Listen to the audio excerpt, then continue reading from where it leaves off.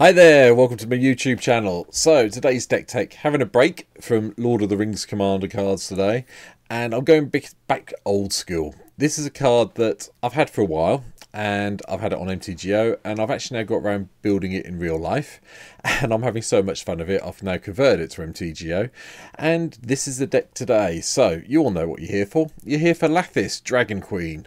4 and double red for a 6/6 creature, dragon, obviously, with flying. And whenever another non-token dragon enters a battlefield under your control, you get a 5/5 red dragon creature token with flying.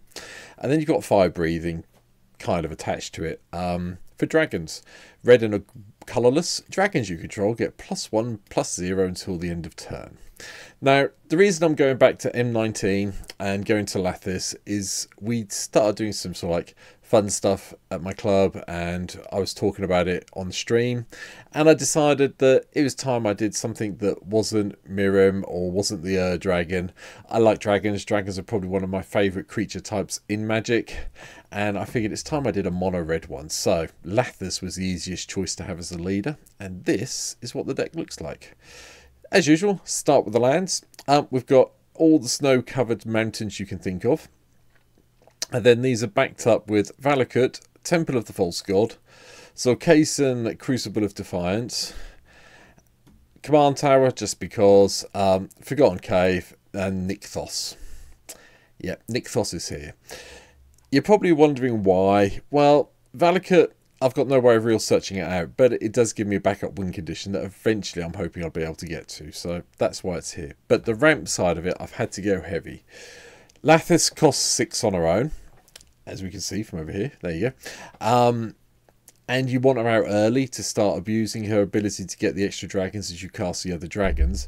But the dragons are expensive, so it is a case of I've gone deep on ramp from my point of view compared to my usual decks. So we've got Lotus Bloom, Mox Tantalite, Soul Talisman, Jeweled Lotus, Soul Ring, Arcane Signet, Fire Diamond, Mind Stone.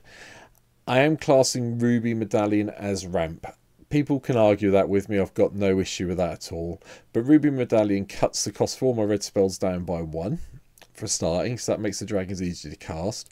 And some of the other things I have got in the deck that I'll get to in a minute will then be 1 red mana instead of 1 red and 1 or something similar. So I think it's a fair compromise, so it's going in as ramp. If you don't like it, you can argue with me in the comments, it's fine. Anyway, other side of the ramp, Dragon's Horde. Extra Plane Lens is also being classed as ramp. Thran Dynamo and Gilded Lotus, and Nyx Lotus is here as well. Everything we're playing is red. Red permanents in play. We'll be able to get to Devotion. So, you know, it kind of works. In my head, it works. Whether it's going to, you know, well, it works on paper. Whether it's going to work on MTGO, don't know. But on paper, this deck works really well. So, we're going through the rest of the cards now. And we'll start with the 1-drops. So we've got Impulsive Pilferer. You're probably wondering why there's a goblin in here. Well, yeah, dragons have got to eat something. But when the Pilferer dies, we get a treasure. So that's quite nice. And then we can do the on-call cost at 4 mana to get multiple copies of the Impulsive Pilferer into play to attack our opponents. And when they die, we get treasures. So, you know, 5 mana turns into 4 treasures and maybe, what, 4 damage if we're lucky? Yeah, okay, I can cope with that. Rite of Flame's in just to accelerate a little bit more. Yes, we can only have 1 Rite of Flame in the deck. I know that, so you're not going to get extra red off it. But having the 1 to turn into 2 can help us cast some of the stuff that we may need quickly. Elixir of Immortality gives us the opportunity to shuffle everything that's gone to the graveyard back into the library. Desperate Ritual gives us more ramp as we go through it. I am playing a red deck. Dockside Extortionist is here. Yes, you can take it out if you haven't got one. I've got one on here. I'm using it on here in all my red decks. Sorry, I've got one in real life. I'm lucky. I know that. But, you know, you can take it out if you don't want to use Dockside Extortionist. That's fine. But what you do need to get hold of is Dragon Tempest. Because we're playing a mono red dragon deck, this card is kind of key. It gives all our creatures haste, with creatures with flying haste when they enter the battlefield. And whenever a dragon enters the battlefield under our control, it deals X damage to any target where X is the number of dragons we control. That includes the tokens we get from Lathliss when Lathliss generates tokens. So bear that in mind. Dragon Lord Servant gives us a cost reduction on the casting cost of our dragons. It's another goblin, but yeah, it's a 1/3 that makes our dragons cost 1 less. Pyretic Ritual just ramps us up some mana. Yeah, if we've got the Ruby Medallion in play, 1 red mana for 3 red mana is really good. Thrill of Possibility, just dump something we don't need in our hand, draw a couple of cards we might need. And Metallic Mimic is a dragon. Okay, it's not a dragon, but it's a shapeshifter, so it is a dragon. We choose a dragon creature type. Dragons come into play, our dragons get bigger. The end. Lival, Cultus of Tiamat's quite nice. We've got a lot of non-creature spells, so you can see the breakdown is 31 creatures, 31 other spells. So this does give us a pump on our dragons when we get them going. Rising of the Day is the only Lord of the Rings card I have in the deck, if I remember correctly. This is a new addition to my paper-based one and my one on MTGO. It's just another way to make sure all my creatures get haste so they can attack the turn they come into play. And the legendary creatures, or the legendary dragons I'm playing, get a little bit of a pump as well. So it works quite nicely alongside the Dragon Tempest. So yeah, from my point of view, it's good fun. Seething Song, another way of getting a load of mana. 3 mana turns into 5 mana, so that's pretty cool. Dragon Speaker makes our dragons cost even less, and they do stack. If you haven't played dragons before, Dragon Lord Servant and Dragon Speaker Shaman do stack, so your dragons do get reduced by 3. But we've got other things. Heldrick Banner, we'll just choose red, obviously. Gives all our creatures a bonus and ramps a little taps for mana. Herald's Horn reduces our dragons even further. And we get to have a look at the top card of our library during our upkeep. And if it's a creature of the chosen type, put it in our hand, so you get a double draw most of the time. Icon of Ancestry does the same thing. We choose a creature type, which is obviously dragons, pumps them all up by +1/+1, and then we can pay 3, tap it, look at the top 3 cards of our library, get one of the dragons we find, and put it in our hand. Urza's Incubator is even more ramp. Well, cost reduction. It's not ramp, it's cost reduction. Urza's Incubator, choose dragons, creature spells of the chosen type cost 2 less to cast. Now, what I will point out with these, notice that dragon spells you cost 1 less to cast or 2 less to cast, but with Urza's Incubator, this affects everybody, not just your dragons. So if you're playing against an dragon deck or a Miram deck, or someone else has turned up with a dragon deck, be aware that playing this will make their dragons cost less as well, but it's worth the payoff. It really is for this deck. Crucible of Fire is just a nice way to pump up our dragons so they're even bigger. Young Red Dragon, we do the adventure, get this treasure token, and then we can cast it later on. Just be aware it can't block, so you're going to be attacking with this whenever you can.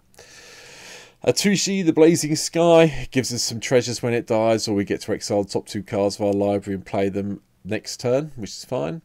Manaform Hellkite, it gives us some dragon tokens, which work very nicely, thank you very much, with the Tempest, when we cast all the non-creature spells, so keep that in play as much as you can.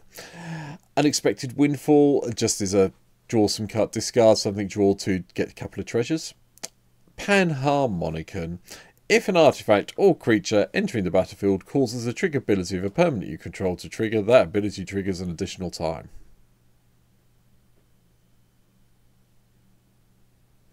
Yep, okay.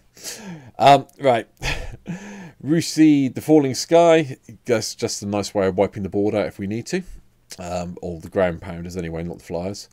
Ancient Copper Dragon, yeah, lots of treasures if we get this to attack. We do want to try and give this haste and make sure it attacks so we can do the treasures as soon as it comes into play.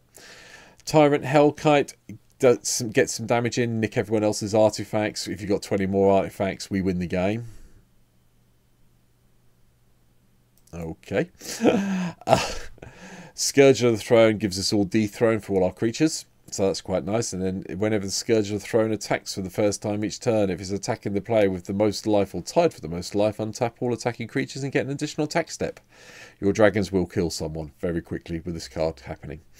Shivan Dragon, because it's the original dragon. Had to play it. Sorry. I know it's the M15 one, but yeah, still had to play it.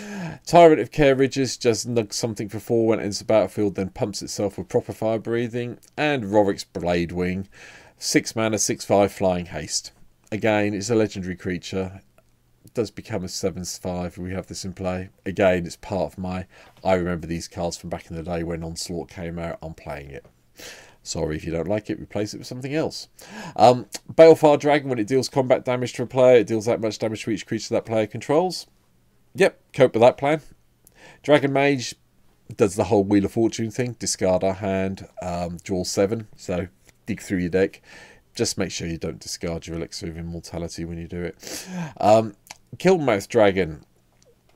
At this creature enters the battlefield, put 3 +1/+1 counters on it for each dragon card you reveal in your hand. So, you know, you could have an 8/8, an 11/11, a 14/14. It's not particularly difficult. And then flying, tap. Killmouth Dragons deals damage equal to the number of +1/+1 counters on it to any target. Now, if you've given this haste, either with the Rising of the Day or the Dragon Tempest, this becomes a very dangerous threat in this deck, because the chances are you're going to have a couple of dragons in your hands. You're probably going to end up with an 11/11.